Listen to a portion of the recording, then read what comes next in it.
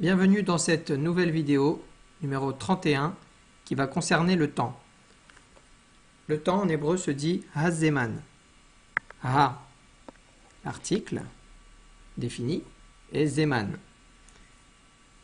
Bien entendu, il s'agit du temps qui s'écoule et pas du temps qu'il fait dehors, parce que le temps qu'il fait dehors se nommera mezeg avir, qui signifie littéralement comment l'air est tempéré.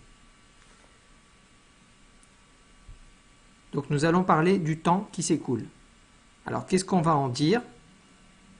On va voir un petit peu de vocabulaire relatif au temps et ensuite on va un petit peu se focaliser sur comment on demande l'heure, comment on va répondre, les unités de temps. Et voilà, c'est tout. Donc ça va être un cours qui est quand même relativement court, mais qui sera assez instructif, je l'espère. Alors on passe tout de suite au vocabulaire. Donc le vocabulaire qui va concerner les unités. Donc nous, on veut savoir quelle est l'unité principale du temps en hébreu, comme dans d'autres langues. Surtout si on va vouloir indiquer l'heure, ben ça va être l'heure. Donc l'heure. Comment ça se nomme en hébreu?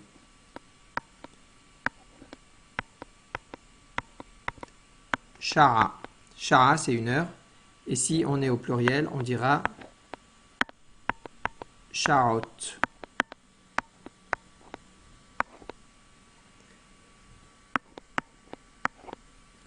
Plusieurs heures. À partir de 2, ça se dit Sharot. Si on veut dire 2 heures,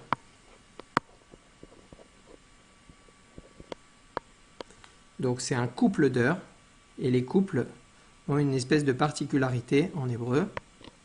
Ça existe aussi en arabe, je crois. On dira Sha'ataim. Donc c'est un couple d'heures. Sha'ataim.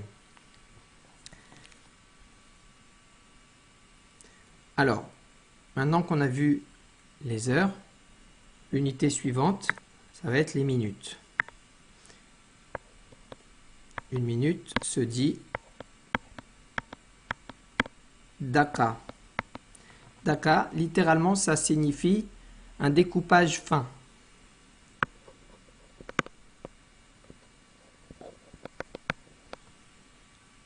Au pluriel. Désolé. Alors, comment on efface ça?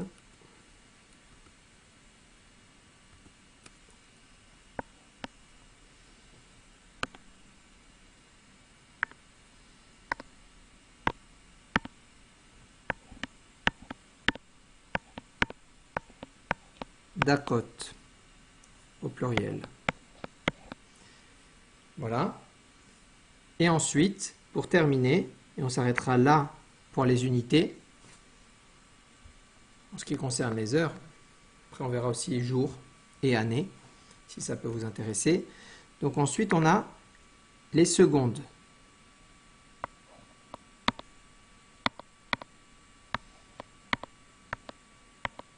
Alors, une seconde se dit shenia. Plusieurs secondes, à partir de 2. Sheniyot. Donc ça signifie littéralement seconde. Pourquoi je dis littéralement? Parce que sheni, ça signifie le second, le deuxième. Sheniya, la deuxième. Donc la deuxième, même en français, on dit la seconde. Alors, ensuite, on va rapidement voir les autres unités qu'on peut rencontrer. Donc, on peut avoir yom. Yom, ça signifie jour, dans le sens jour vis-à-vis de la nuit, mais ça peut être aussi une unité de longueur, pour dire que c'est une journée. Et plusieurs jours se diront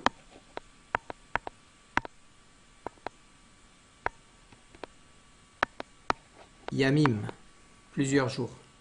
Donc le vav qui est au milieu du jour yom disparaît au pluriel, devient yamim.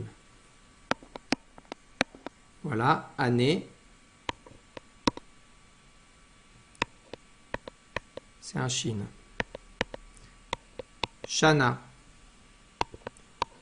Et attention, ça finit par un kamatz he, mais le pluriel se dira pas shanot, sauf en mode contracté. Parfois, c'est pas toujours sous la forme contractée masculine, mais ça peut être parfois sous la forme contractée féminine. Dans les deux, on peut le retrouver. Donc on va avoir shana, shanim. Donc ça, ce sont les années.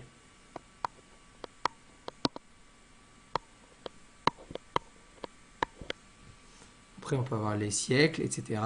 Mais on va s'arrêter là. Alors, en hébreu, on sait que le verbe être n'est pas trop utilisé au présent. Il est assez difficile à exprimer. Donc, on ne va pas l'avoir.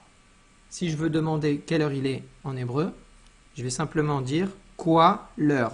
Quoi l'heure, et ça va me donner une traduction de quelle heure est-il. Donc, comment je dis quoi? On avait déjà vu dans une autre leçon que quoi se disait ma. L'heure, hasha'a, comme on l'a vu au tout début. Ma hasha'a. Bien entendu, nous sommes polis, donc on demandera ma hasha'a bevakasha. Bevakasha, qui se traduit par s'il vous plaît. Et littéralement avec demande. Donc, ma hasha'a bevakasha. Quelle heure est-il, s'il vous plaît? Voilà. Alors, à cette question-là, on pourra répondre de différentes manières selon l'heure qu'il est, bien entendu. Alors, l'introduction, pour donner l'heure, on dira hasha'a, donc l'heure, et c'est sous-entendu automatiquement, ce petit silence-là qui va suivre hasha'a, ça introduit le verbe être. Donc l'heure est, donc entre parenthèses, quoi, c'est pas dit, mais c'est impliqué. L'heure est, et là, ça va dépendre du nombre qu'on voit sur sa montre. Alors, on va prendre un exemple, vu qu'on a déjà vu les chiffres et les nombres dans d'autres leçons. On va prendre par exemple l'heure, il est 4 heures. Donc on va dire hasha'a arba. Arba. Alors arba, je ne suis pas sûr si c'est un kamatz ou si c'est un patah. Hasha'a arba. Donc il est 4 heures. Arba est au féminin, parce que 1 heure c'est féminin. Hasha'a arba. Toutes les heures qui seront indiquées seront au féminin. Si c'est 3, donc là c'est 4. Si c'est 3, on dira hasha'a shalosh. Si c'est 2, shtaim.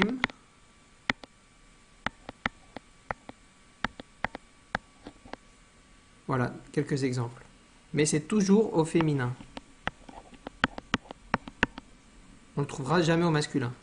Bon, là, vous allez me demander, mais ok, on a donné des heures rondes. Comment on fait quand il y a des quarts d'heure, quand il y a des demi-heures, quand il y a des minutes? Eh bien, on va le voir ça tout de suite. Si je veux dire, il est 6h30. Alors, la notion de et demi, un demi se dit hetsi. Lorsque je veux dire un demi quelque chose, je dirais hetsi quelque chose. Et pour dire un demi simple, en impliquant, en sous-entendant une demi-heure, parce que j'ai déjà cité, je suis déjà dans un contexte d'heure, j'ai pas besoin de dire hetsi sha'a. Hetsi sha'a, ça signifie une demi-heure. Là, j'ai pas de contexte, donc quand je vais dire sha'a, hatsi sha'a, ça veut dire une demi-heure, parce que c'est la première fois que je vais introduire la notion d'heure. Maintenant, si je dis Hashara, l'heure est Hashara Arba, il n'y a pas de point hein, ici. Arba Vahetsi, je me suffirai du Vahetsi. Bien entendu, ce vav-là, c'est un vav de liaison. Donc, Hashara Arba Vahetsi. Il est 4 heures. L'heure est 4 et demi. Donc, Hetsi n'a pas de genre. On ne sait pas si c'est masculin ou féminin ici. On n'a pas besoin de le savoir de toute manière.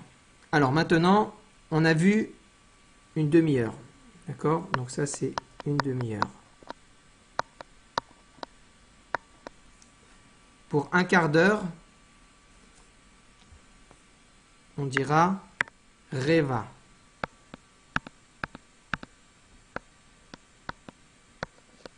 Reva est un quart. Désolé pour les couleurs, je fais au feeling. Reva, c'est un quart. Et vous voyez que dans Arba, le Resh Bet Aïn, donc on est dans la racine du carré, 4, carré, c'est un quart, carré. On retrouve les mêmes lettres, Resh Bet Aïn, d'où l'importance du radical. Pour l'exemple, hein, entre parenthèses, si je veux dire un carré, je dirais Ribouar. Ribouar, ça veut dire un carré. Notion de 4. La racine, Resh, Bet, Aïn. Et les autres lettres sont des lettres de construction. Voilà pour la petite parenthèse.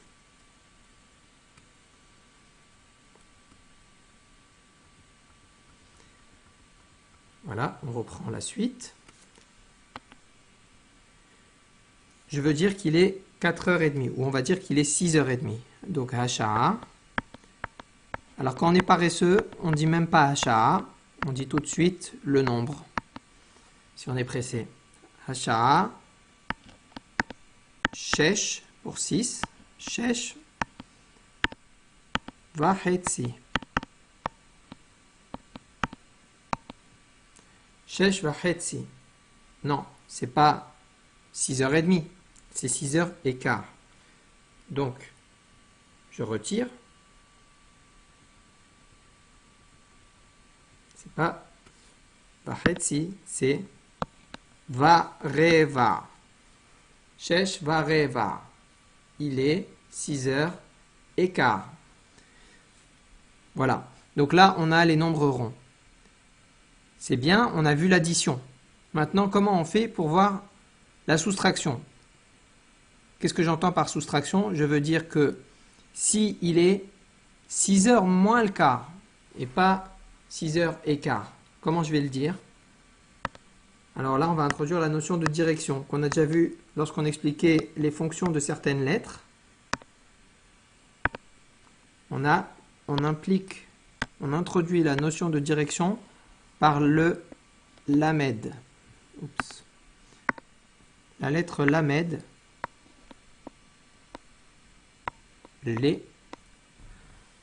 ça introduit une notion de direction.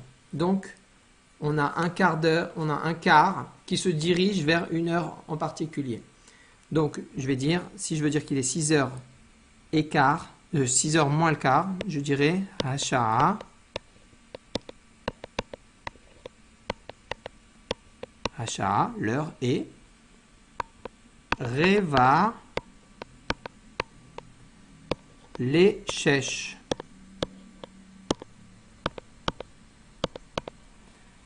Il est 6h moins le quart. Reva les shesh. Et ça va être pareil, c'est la même règle, c'est comme en anglais. Quand on dit le nombre de minutes vers l'heure, c'est pareil en hébreu.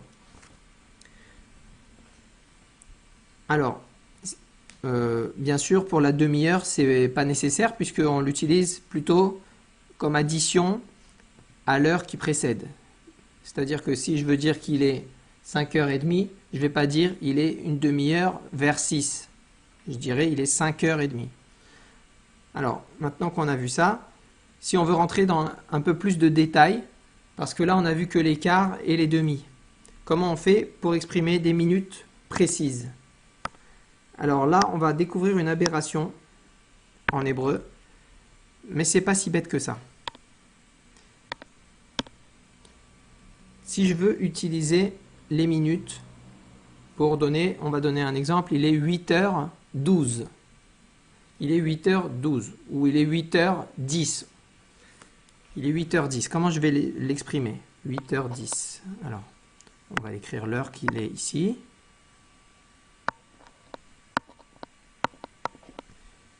Il est 8h10. Comment je vais dire 8h10? Donc, Hachara, comme d'habitude. On est au féminin pour dire les heures. Donc,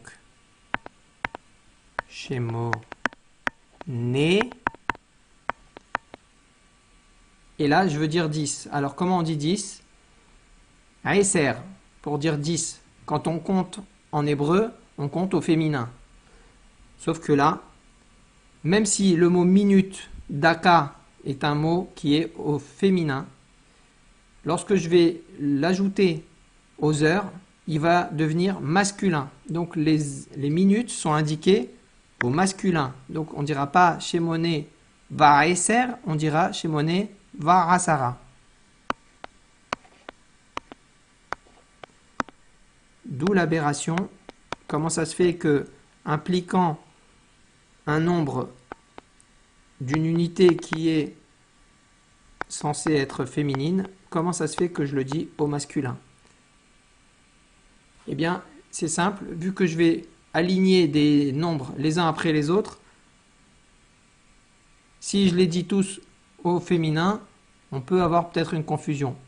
Alors en disant les minutes au masculin, là il n'y a plus de confusion que le nombre qui a été dit au masculin, il concerne les minutes, alors que celui qui a été dit au féminin, il concerne les heures. Alors on peut le dire de cette manière-là, Shemone Warasara, mais on peut aussi dire le mot dakot. On peut aussi dire Shemone Sha'ot. On peut dire l'unité explicitement. Alors à partir du moment où on donne l'unité explicitement, il va falloir accorder en genre le nombre. Par exemple, si c'est 10 minutes, on dira Ve'eser dakot.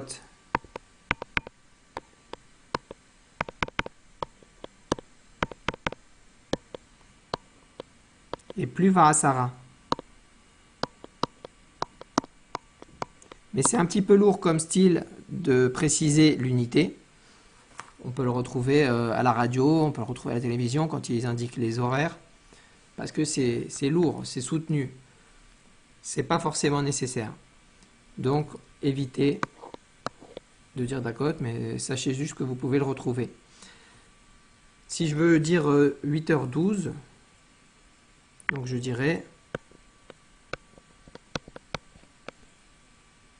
Alors là, il y a des abus de langage en hébreu où on confond le masculin, le féminin, et ça dérange absolument personne. Donc là, on pourrait dire Hasha'a, Shmone, Shemone. Alors, Ushnem Asar, Veshnem Asar, parce que en hébreu aujourd'hui moderne, on ne s'applique pas trop sur la grammaire, on dira Veshnem Asar, alors que ce n'est pas du tout correct grammaticalement. Ou sinon, on peut dire Ushtem Esre. Ushtem Esre, donc tout au féminin, et ça dérange personne parce que c'est un nombre qui est un petit peu complexe. Mais jusqu'à 10, c'est sûr que ça restera masculin. Voilà, alors Ushtem Esre.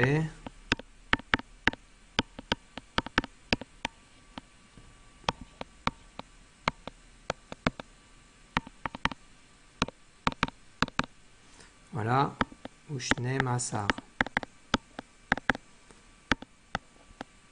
on peut retrouver les deux. Voilà. Alors là, on a vu un petit peu tout. Pareil, si je veux dire qu'il est, il est 8h moins 5, alors je dirais Hamisha, Hamisha, Lishmone.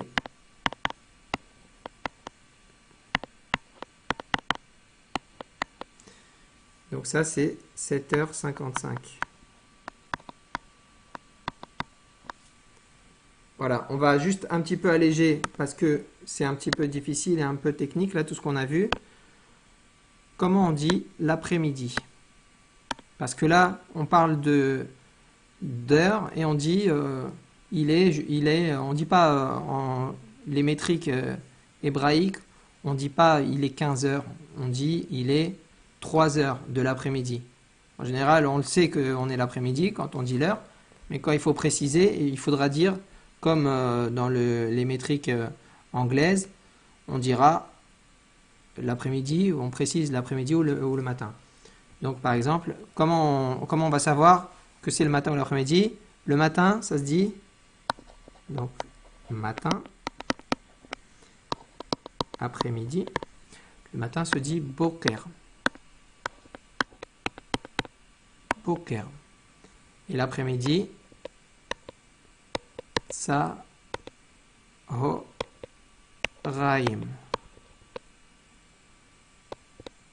D'accord? Ça peut s'écrire comme ça peut s'écrire de différentes manières, Tsahoraim. Donc l'après-midi, c'est Tsahoraim. Et le matin, c'est Boker. Donc si je veux dire il est 6 heures de l'après-midi, je dirais Shesh, soit Bat Tsahoraim, soit Ahare Tsahoraim. Après, parce que Tsahoraim, ça veut dire aussi midi, plus précisément. Ahare Tsahoraim, après midi. Ahare Tsahoraim, 6 heures de l'après-midi. Ou sinon, on peut dire Shesh Bat Tsahoraim. Shesh Bat Tsahoraim. 6 heures dans l'après-midi. Par contre, pour le matin, on n'a qu'une seule forme. S'il est 7 heures du matin, je dirais Sheva, Sheva, Ba, dans, Boker, dans le matin. 7 heures dans le matin.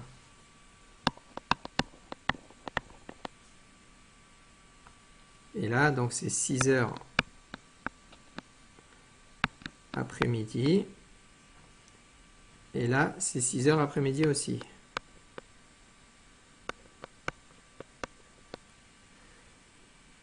Très bien. Maintenant, juste une petite notion pour finir.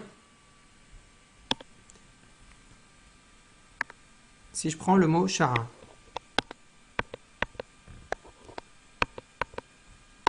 et que je veux en faire un appareil,